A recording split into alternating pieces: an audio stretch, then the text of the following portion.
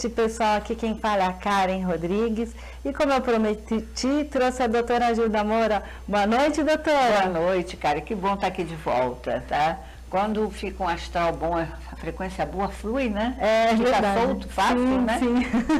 A entrevista, o tempo corre, a gente nem vê, né? Verdade. Doutora, a gente ficou de falar sobre Shambhala, Melquisedeque. Explica aqui para o pessoal um pouquinho da tua experiência em relação à sua busca e tudo que você sabe sobre Shambhala, que o pessoal está muito interessado com essas frequências planetárias que estão entrando, estão tendo muitas revelações lá de dentro dessa cidade, dentro da Terra, que estão aparecendo, você sabe, né? Alguns seres, para algumas pessoas em comunicação. Tem um rapaz lá ele não é do México, ele é de El Salvador, ele chama Marcelo Narim. E ele teve contato com uns seres que dizem que eram os maias. E aí trouxeram toda uma técnica, mas antes dele se contatar com eles, que é uma coisa meio física, eles passaram uma dieta para ele, de suco verde, um monte de coisa. E tem um outro rapaz, que ele era um piloto de helicóptero, que ele trabalhava para o SEM, e fizeram ele sobrevoar a zona morta da Antártica, né? Antártica. Isso. E ele teve todo um esquema ali que encontrou com os cubos, ser. Isso, dos cubos. Isso. Essa é a reportagem dos cubos. Ele chama Carlos. Muito interessante. Ele chama Carlos Torá. Ele é um espanhol e hoje ele se entregou para a espiritualidade, então ele está indo em todos os países latinos, né? Ele estava até querendo vir para o Brasil, para Curitiba, para trazer essa informação, e ele está viajando, ativando as águas planetárias, muito legal. Mas explica aqui para o pessoal, para a gente interagir com essas histórias. Antes de eu chegar lá, né, eu tenho que talvez falar um pouquinho, para não parecer que isso caiu de paraquedas, né? Teve todo um caminho iniciático antes, Sim, né? Perfeito. Quer dizer, na verdade, quando eu vou ter o contato, que está no meu livro, O Rio Subterrâneo, que é o que eu chamo a Noite Especial, em que vai entrar um ser na minha casa, mas humano, né? Só que ele não era humano, quer dizer, ele era humano, mas tinha uma outra coisa junta, não sei, que parou o tempo da minha casa, né? Então, a partir desse fenômeno, é que ele vai me dar o chamado Shaktipat, que é que os orientais fazem o estímulo da Kundalini. Ah, que interessante. E eu passei por todo um processo de subida de Kundalini, achando que eu estava levando choque de extraterrestre. Só, porque a gente não sabe das coisas, começa a criar fantasias ou pensar outras coisas, né? E não era, quer dizer, muito depois, porque minhas duas unhas do dedão do pé ficam pretas e caem, sem ter batido. E quando eu vou estudar Kundalini, na pesquisa, é que eu vou descobrir que a Kundalini clássica começa pelo dedão e a unha cai. Nossa. Aí é que eu descubro que eu não estava levando choque, eu estava fazendo o chamado crias da energia, crias da Kundalini. A Kundalini, quando passa por blocos que não estão fluidos, né, que tem algum trauma ali, ela faz crias no corpo, que são esses, às vezes, espasmos, movimento, um monte de, você pode cantar, dançar, mil coisas você pode fazer ao fazer essas crias. Eu não tinha a menor ideia, porque eu tenho um lado meu de psicóloga, que era científica, que não queria saber muito dessa outra área esotérica. Até pesquisei muita coisa na parte espiritual, mas eu botava tudo isso assim um pouco na prateleira, meio como, não sei se é verdade, sabe? Meu filho é que lia tudo isso e eu ia buscando os livros de Alice Bailey, toda a parte de teosofia, que me ajudou, aliás, muito. A primeira vez que eu li Iniciação em Humano e Solar, da Alice Bailey, eu achei que ela era maluca. Depois virou livro de cabeceira, um livro que me ajudou muitíssimo. Mas isso vai mostrando o quê? Como é que a consciência da gente vai mudando, né? E principalmente quando a Kundalini é ativada, que isso acontece no contato. Por isso eu digo sempre, uma coisa que até agora nessa pesquisa nova americana também diz, se o contato ou a visão não for real, não tem mudança. Porque se for real, tem uma mudança interna enorme. Sim. A pessoa muda, reestrutura muita coisa, seus valores, sua vida, às vezes até profissão, né, Karen? Verdade. Muda muita coisa. Bom, então eu tive várias iniciações, fui levada, né? Fui levada pelos Templários, eu andei a França inteira, levada pelos Templários, né? Depois eu vou, para escrever os livros que eu fui escrevendo, né? Depois eu vou ter a iniciação com o Dalai Lama no Canadá, a primeira iniciação pública que o Dalai deu de Avalokiteshvara, Olha, né, que bacana. que é o Buda da Compaixão. Que lindo! Bom, eu caí de paraquedas, na verdade foi um lama tibetano que estava ajudando meu filho na Filadélfia, que me faz ir, me leva, né? Interessante. E eu não tinha a menor ideia do que eu estava fazendo, só depois que eu fiz os votos é que eu descobri que eu tinha acabado de fazer os votos, que eu não vou para o paraíso nem para o nirvana, enquanto tiver um ser sentiente no universo sofrendo. Quer dizer, eu caí de paraquedas, porque eu não tinha a menor ideia do que eu estava fazendo. Mas, de qualquer maneira, as energias foram sendo trabalhadas, entendeu, cara? Então, o que vai acontecer comigo na Amazônia não é esporádico. Certo. Como eu sempre digo, não tem avistamento aleatório, tem Sim. toda uma programação. Sim. Tá? Eles programam o cenário, eles fazem a coisa acontecer para você estar lá naquele momento, entendeu? Entendi. Porque eu não era para me estar ali, e, no entanto, eu estava lá, né? Então, o que eu vejo na regressão? Na verdade, eu contei rapidinho, ali no finalzinho, mas eu me vejo subindo, tá? Eu revivifiquei na regressão. O que significa isso? Que eu revivo mesmo. Então, naquele tubo que eu subo, eu fico igual os astronautas quando não tem gravidade. Sim. Aquele movimento assim, exatamente. Uhum. Eu subo assim, eu me vejo subindo, que eles estão levando a mim, Dr. John Mack e o ufólogo, nós três. Subindo nesse tubo, eu entro na nave. Aí a nave ela abre com uma plataforma assim de metal, tá? E essa coisa de metal, essa porta assim de metal que abre assim, ela vai posar exatamente numa subida de mármore branco da cidade. E nessa hora eu sinto que muda alguma coisa. Eu não sabia se era o tempo ou se era a dimensão. Certo. E eu peço para o hipnólogo andar comigo para frente e para trás, para ver se eu conseguia descobrir o que mudava ali. Certo. Eu acho que muda a dimensão. Eu acho que aquela cidade está aqui, mas no outro nível. Com certeza. Não no nosso, é por aí. Isso. Né? Bom, aí tem essa rampa, né, branca, e nessa rampa branca tem um ser que está de capacete, mas ele tinha uma cara feita de formiga. Era um formigão que está na subida, como se fosse o guardião daquela entrada. Certo. Né? Então desce um homem careca, com uma túnica branca, diferente da túnica do outro que eu vou ver lá. Essa túnica branca era aquela túnica solta que só prende aqui aqui no tornozelo, né? Punho. É só nos punhos, Tinha algumas coisas douradas e essa túnica branca assim. Ele me dá a mão, me leva para dentro dessa cidade, né? Olha. E nessa cidade eu vou parar numa sala, né? Uma sala redonda, que tinha uma cúpula de cristal. E eu via perfeitamente que ela tinha os metais assim trançados, com umas eras de metal. A cúpula fazia gomos, né? E com essas partes de metal. O chão era xadrez preto e branco, tá? E aí tem uma escadinha. Aí dessa escadinha desce uma mulher muito bonita, de cabelo ruivo, vestida de dourado. E ela diz que ela era a rainha daquela cidade. Ai, que linda. E que são 7 cidades, né? Entendi. E aquela era uma. Aí depois aparece o tal do homem, né? Certo. O homem era muito alto, tinha o rosto eu não vejo, era só luz, eu só vejo que ele tinha uma barbichinha aqui, escura. E esse chapéu enorme, igual do Papa, só muito mais alto. Certo. Né? E uma roupa de sacerdote, com aquela estola, assim, né? E quando esse homem aparece, nós três fazemos aquela genuflexão oriental que bota a testa no chão, né? Certo. A gente cai de testa no chão, tal a energia. E o mais interessante é que tudo que vai sendo, eu vou vendo, o que vai falando, eu guardo. Tudo que o homem diz, eu apago. Eu, quando volto, não tenho consciência. Nossa. Só tenho o que o psiquiatra escreveu que eu fui falando. Entendi. Entendeu? Quer dizer, o que o português entendeu do que eu falei. Ah, né? lógico. Não quer dizer que tenha sido aquilo exatamente, né? Mas é a única coisa que eu fico, porque o gravador fica com ruído, apaga tudo, o campo vibratório fica enorme, né? E esse homem até fala muito da ligação.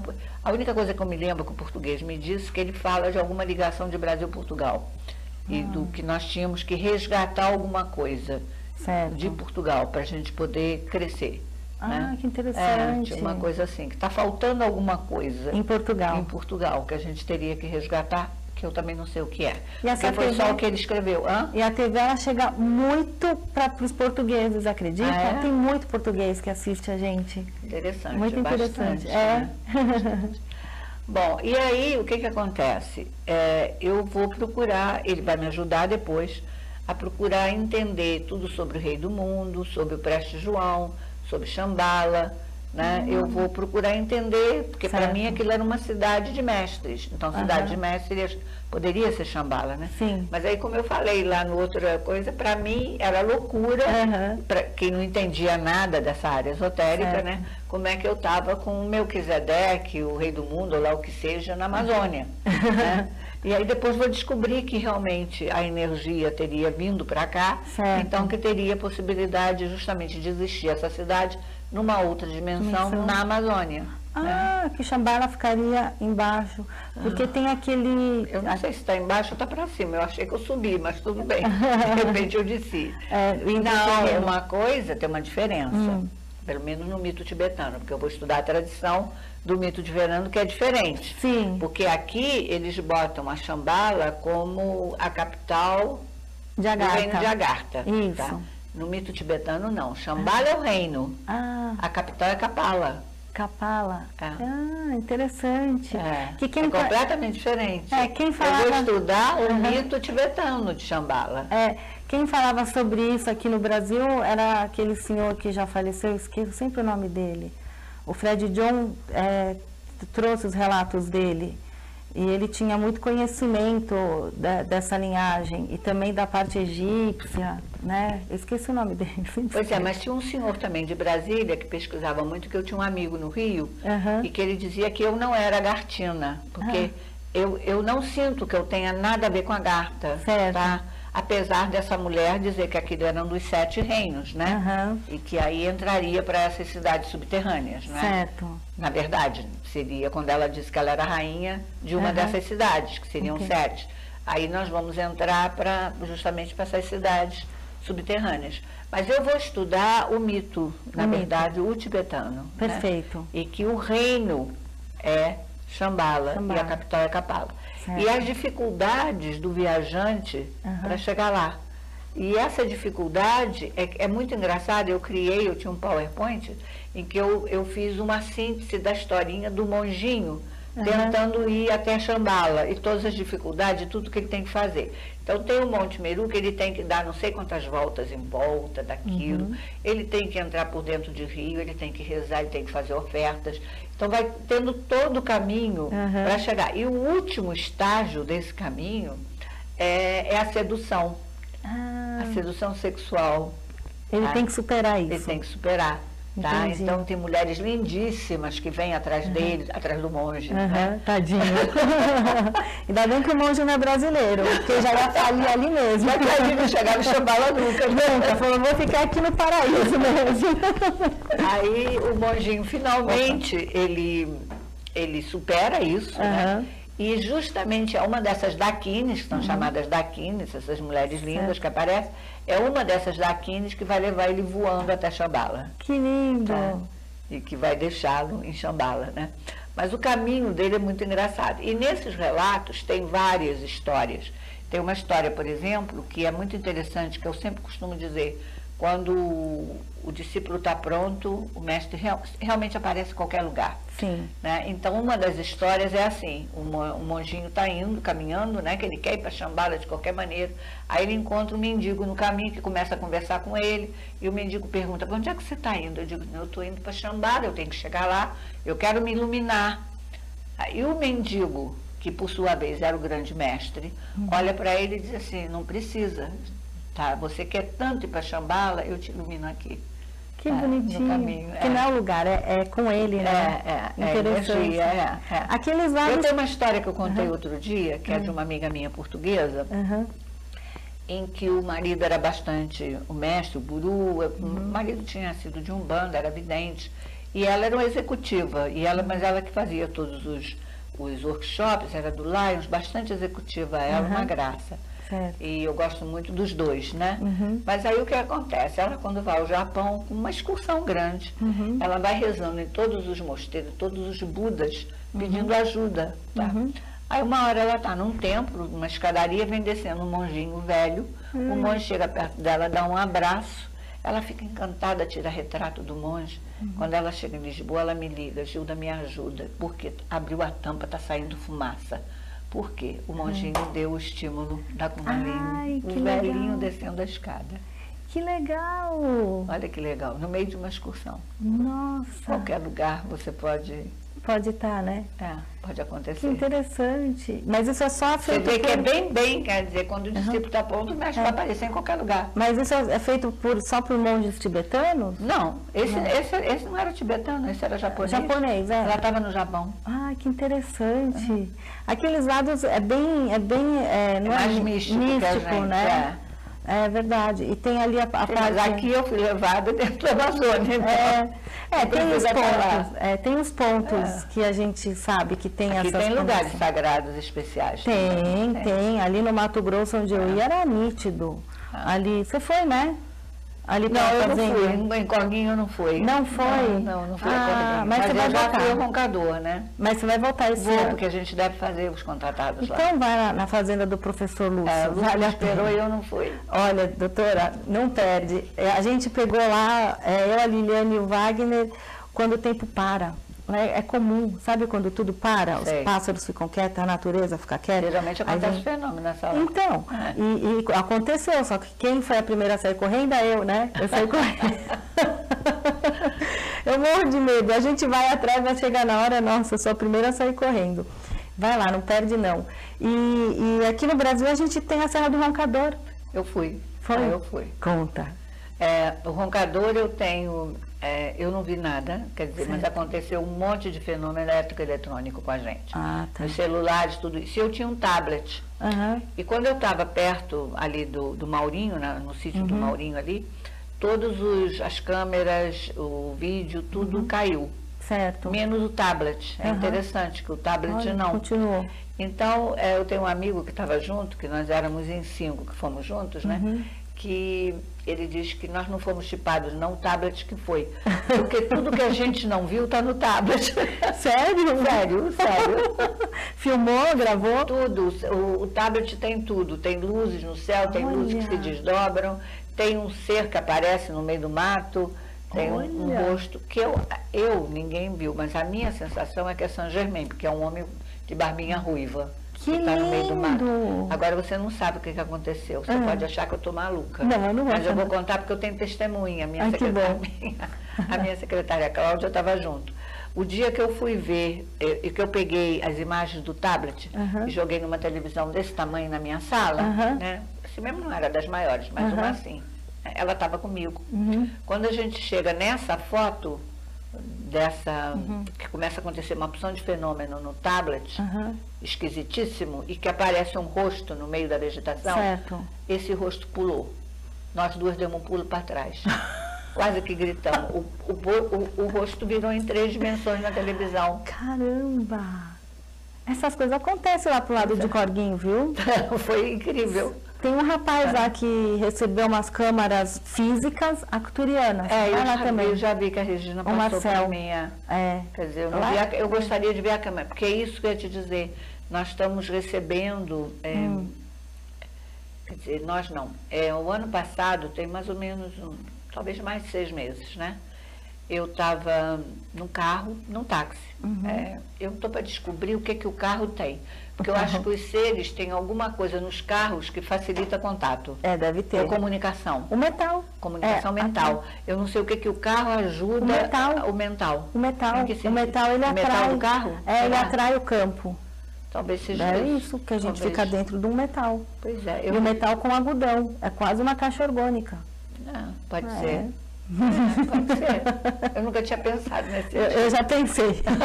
Pode ser. Eles adoram pegar. Eu tenho visto tanta gente agora recebendo mensagem, todo mundo dentro do carro. Inclusive o que cria o tal do FREE nos Estados Unidos, ele vai receber o download para criar o instituto. Ele está no carro, dirigindo. Eu estou no chuveiro. O chuveiro também. O chuveiro acontece muito. Nossa, até inclusive comigo. Eu não sei se é porque a água está limpando a aura e relaxa, e aí a gente recebe. Mas no chuveiro é uma maravilha. Mas em carro eu tenho visto.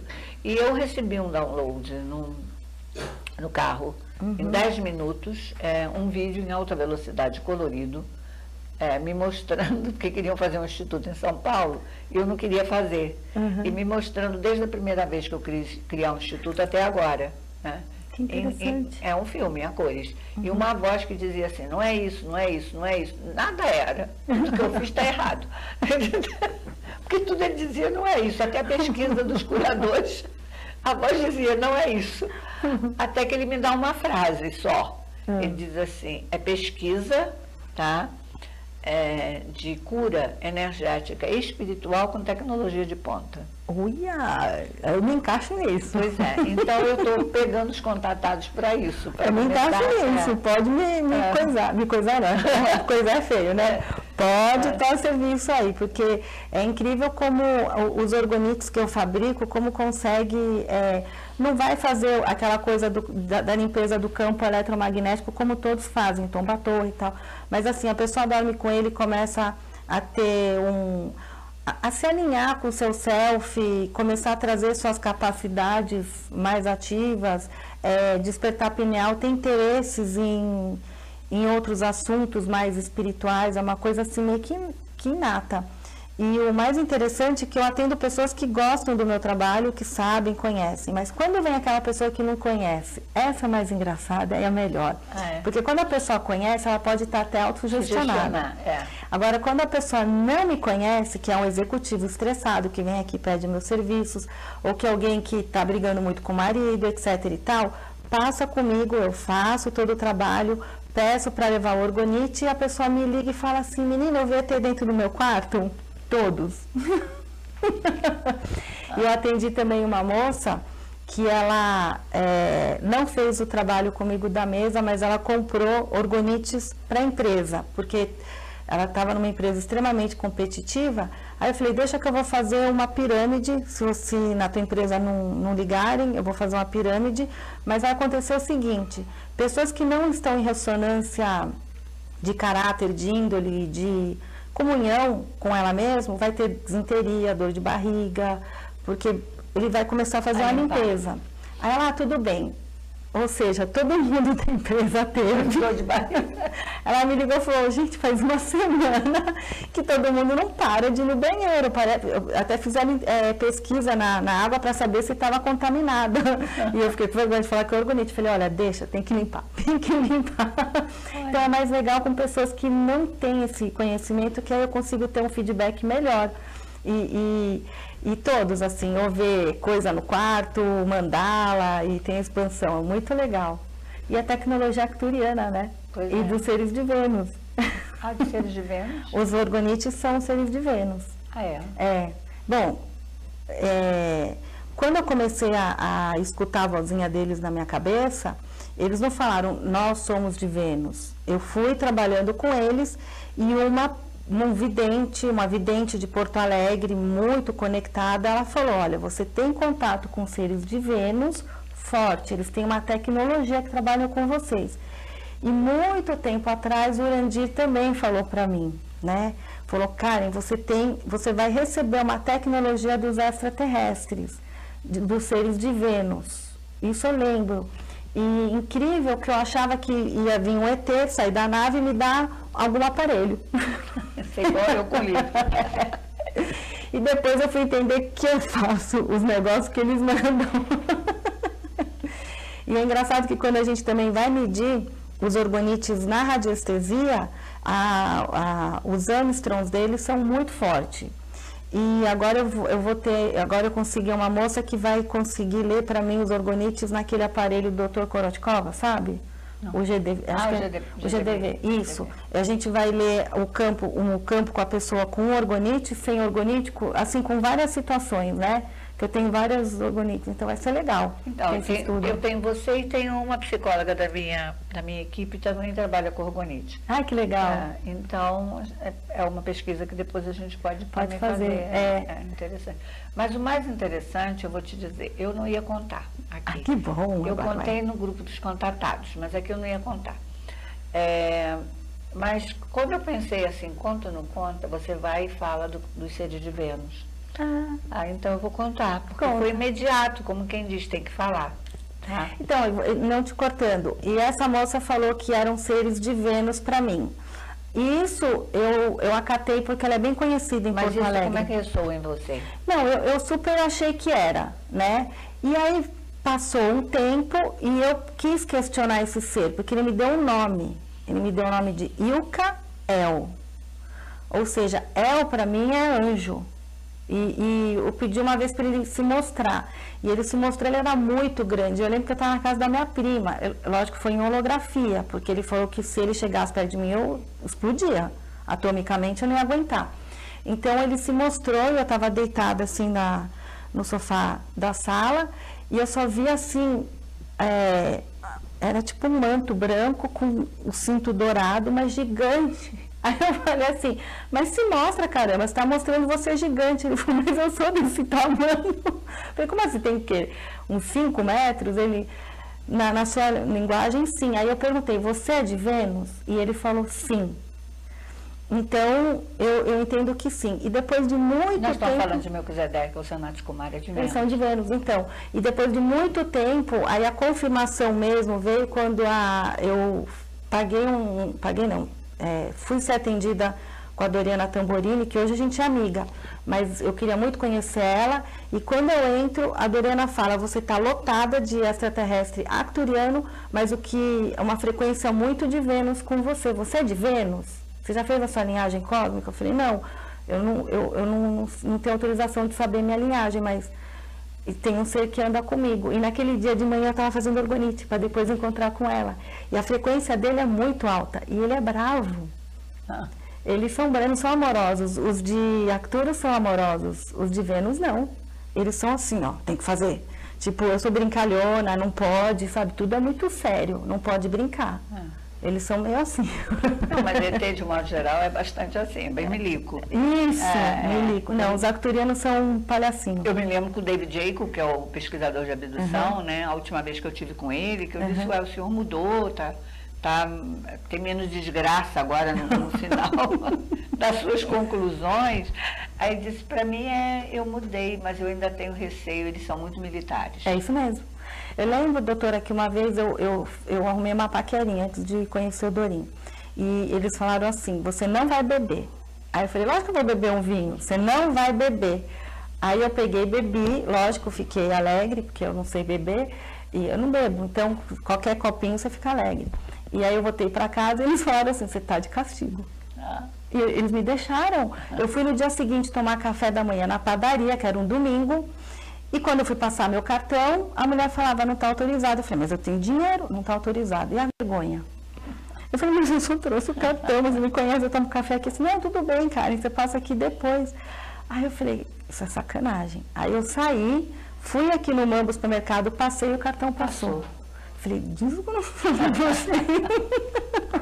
E eles faziam isso direto comigo. Mas conta o que eu ia falar. Que você ia falar. Que você não ia falar e resolveu falar. Porque o meu contato, na verdade, aliás, você falou uma coisa que eu queria colocar. Lembra que você ficou esperando que eles te dessem na mão? Isso aconteceu comigo. Há muitos anos atrás, tinha um pesquisador de ufologia, Rafael Durá, que o pessoal da antiga todo conhece, né? Ele foi o instrutor, vamos dizer, de quase todos os ufólogos que estão por aí, né? Inclusive de Ademar Eugênio de Mello, porque eu comecei a estudar ufologia em São Paulo, eu vinha para estudar com ele, né? Certo. E o Rafael, uma vez, já depois que eu tinha morado em Portugal, eu tinha um amigo em Portugal, brasileiro, casado também com uma brasileira, que queria muito conhecer o Rafael. Ele estava morando em Águas de Lindóia antes de morrer, né? Certo. E eu fui para lá com esse amigo meu e a mulher dele. Só que a mulher dele, quando voltou para São Paulo, tinha começado a desenvolver psicografia num centro espírita. Certo. E quando nós chegamos na casa do Rafael, o Rafael levava para um escritório dele, que era ali que ele começava a dar aulas e instruções, né? Mas ele era maçom, 33, era todo bem científico, sabe? Certo. A gente sobe e ele diz assim, eu vou ficar conversando com a Gilda e o Paulo e bota a moça assim mais para o lado, dá lápis e papel para ela, sem a gente ter dito que ela psicografava. Olha. E diz assim, nós vamos conversando, se algum momento você tiver vontade de escrever, você escreve. Certo. E aí, ela, uma certa altura lá que nós estamos conversando, ela escreveu. E no final era uma mensagem para mim, tá? em que diziam que iam me dar um material para escrever um livro, mas que eu tinha que criar uma forma nesse livro para não assustar nem chocar ninguém com o material que eu ia receber. Certo. Tá? E a sensação que eu tive, que quem passou a mensagem não era nenhum espírito. Não era espírito, era uma pessoa viva lá da Europa, sabe? Era um iniciado europeu que tinha passado. E o Rafael teve a mesma sensação minha, que tinha sido um iniciado europeu que mandou aquilo. Bom, eu fiquei igual você, esperando receber os papéis. Estava escrevendo o livro. Tá. E nunca recebi os papéis para escrever o livro. Como é que o livro sai? Que é esse que eu falei, que é o Pacto dos Ancestrais, tá? Esse livro sai quando eu recebo o Ramon, que é o contato da minha história, né? Ele vai a Portugal e me leva um quadro, que eu tenho lá em casa, é um quadro desse tamanho, tá? De presente, que é uma pintura da princesa Marguerite, do quadro de Velázquez chamado As Meninas. Né? E era um quadro que eu, desde criança, eu cresci com esse quadro dessa princesa na minha frente, né? E aí, a partir da entrada desse quadro é que começa a vir a história. Perfeito. Na minha cabeça. A história vem. Ai, que lindo! A partir do momento que entra esse quadro lá em casa. E o livro Esse acontece. livro, que é o livro Acontece, onde eu vou fazer só a pesquisa histórica, porque a metade do que sai eu não conhecia, eu tive que pesquisar. Sai e depois, inclusive os cavaleiros que estão nesse livro não são os templários, são os alemães, que eu não tinha a menor ideia dos cavaleiros alemães. Olha. Entendeu? Eu tive que pesquisar tudo depois, mas eu fiquei esperando os papéis. Mas conta a história de Vênus, doutora, você não vai embora daqui sem contar. Tá bem, vou contar a história de Vênus. Conte. Então, o meu contato, né, do Ramon e tudo isso sempre foi Órion, não tinha nada a ver com Vênus, né?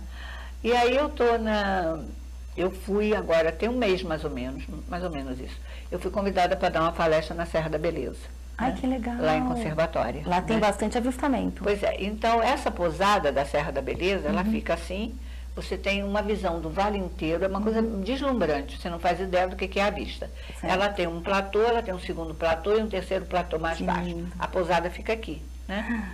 Bom, aí eu dei a palestra, né, eu fui a última, foi o Arthur que organizou, tinham 3 palestrantes, eu fui a última, acabei, resumindo, aquilo acaba meia-noite, né? E para ver como alimento é alguma coisa muito individual, tá? Eu tinha tomado a sopa com bacon. Nossa. Tá? Nada de vegetariano. Tinha bastante bacon. Eu estava, inclusive, eu tenho dificuldade, eu estava conversando com bacon, porque eu não estava muito para digerir o bacon. Né? Bom, aí quando acabou meia-noite, todo mundo foi para a vigília. E eu não fui. Eu disse, eu estou cansada, eu vou dormir. Perfeito. E eu fui para o quarto, só que o meu quarto tinha uma sacada que dava para o mesmo lado da vigília. Ai, né? que legal. Bom, e eu estava com uma amiga dividindo o quarto, a cama dela ficava aqui tinha uma parede, aqui tinha outra parede, a minha cama estava aqui. Tá? E aqui estava a sacada. Né? Certo. Bom, ela volta 3 horas da manhã, que acabou a vigília, eu acordo, né? A gente conversa ali uma meia hora e eu volto a dormir. Bom, literalmente, entre 4h30 e 5 da manhã, eu sou acordada. Eu sou acordada. Certo. Mas sou acordada num safanão. Nossa. Tá? Porque eu já acordo sentada. Tá? Todo mundo que me conhece sabe que eu nunca vi nada no quarto. Certo. Eu nunca disse que eu vi fantasma, vi ET, eu nunca vi nada. Certo. Quando eu acordo sentada, tá? Tem um casal, o homem tinha mais de 2,5 metros, em pé. A mulher batia aqui nele, no ombro, tá? Ele em pé. Bonito. Um homem, fisionomia humana, normal, bonito. Não sei, para mim devia ser holograma, porque ele não se mexeu. Certo. Não devia ser físico. Tá? E eu devia ainda estar meio pinagóica, porque eu tinha acabado de acordar. Né? Eu não tenho reações normais. Né? Eu sei todos os detalhes dele, vou fazer o retrato falado agora, depois contar sobre isso. A mulher, eu só me lembro dos cabelos dela. Ela tinha uns cabelos castanho escuro no ombro, assim, bem cheios. Ele tinha um cabelo castanho escuro, quase preto, tá? Mas bonito, tinha uma coisa meio dourada assim. O uniforme dele era vermelho e não era agarrado. Era um uniforme fofinho, tinha uma bota, tinha um cinturão. Olha. Bom, aí eu olho, olha bem, eu olho pro ser, digo assim para ele, tudo bem, eu já vi, mas eu tô com muito sono e vou dormir. E fui dormir, tentei dormir, tá? Bom, acham, quem sai do corpo, porque eu normalmente se saio no mental, não tem essa prática de saída em astral, que talvez aquilo que eu acordei assim, eu devo ter voltado para o corpo de repente, que provavelmente eu estava em algum lugar com esse ser, e que eu pedi para vê-los fisicamente. E eles se mostraram só para que eu visse, porque tem 2 anos que eu peço isso, que eu não quero ver luzinha mais, eu quero um ser para conversar comigo. Certo. Tem 2 anos que eu estou pedindo. Né? Por isso que eu digo, tudo bem, eu já vi, vou dormir. Você quer conversar? Tá? Não, porque provavelmente era só para me ver. Certo. Né? Bom, eu não acordei com nada na cabeça. A única coisa que veio na minha cabeça, o contato começou, essa é a primeira amostra. Certo. Tá? Foi a única coisa que me veio na cabeça, não foi o que ninguém disse. Certo. De manhã, quando eu acordei. Acordei ótima, não senti nada, nem coisa nenhuma. E o pessoal que ainda estava em vigília viu, mais ou menos nesse horário, uma luz como se fosse de uma nave. E muita gente com a sensação de presença, mas a única que viu alguma coisa fui eu, que nunca vi nada. Entendi. Bom, aí eu procurei na internet, porque eu não conhecia aquela criatura, nem aquele tipo. A única sensação que eu tinha, não é meu povo, mas é bom. Não é meu povo, mas é bom. Tá? Aí não achava, mas eu disse, mas aquele macacão tem um ser de um contato dos antigos que tem um macacão parecido. E aí, mas eu psicografo, e eu não estava psicografando. E aí eu psicografei, e o meu guia, que não é de dizer muitas coisas, disse para mim, o ser é de Vênus. E ele é um dos comandantes que está aqui. O meu guia não é de falar. Bom, aí eu resolvi pesquisar Vênus, né? E aí quando eu entrei na internet para pesquisar Vênus, eu vou achar que justamente os seres de Vênus tinham aquele macacão que eu vi. Olha! Só que são louros. Louros, é. E o meu ser era moreno. Entendeu? O que eu mas vi o tal do Valiantor, que é um ser de Vênus, que dizem que tem uma história, Valiantor, que teve lá, que falou com o presidente dos Estados Unidos, não sei o quê, ele era moreno de cabelo escuro. Olha! Tá? Então, em resumo, é isso. Legal. Nossa, a gente estourou o tempo aqui, doutora, me perdoe, mas ela vai voltar mais aqui, que há muita coisa para contar, que a gente vai entrar com a Michele Gil daqui a pouquinho. Doutora, obrigada, muito obrigada. É 10:06, eu tenho que ir também. Tem compromisso. Doutora, muito obrigada pela sua presença. TV Galáctica é muito honrada de receber, porque você tem muito conhecimento, muita história para contar. Muita história, muita credibilidade, porque ela é uma cientista, uma doutora. E a gente quer te agradecer por você abraçar a história dos contatados, dos abduzidos, e a gente não ficar na margem. Eu acho que esse ser apareceu lá para dizer assim, não duvida muito do que os abduzidos andam vendo por aí. Que agora você está vendo aí também. Obrigada, viu, doutora? Um beijo para você. Obrigada, boa noite, obrigada, Karen. Gratidão. Tchau.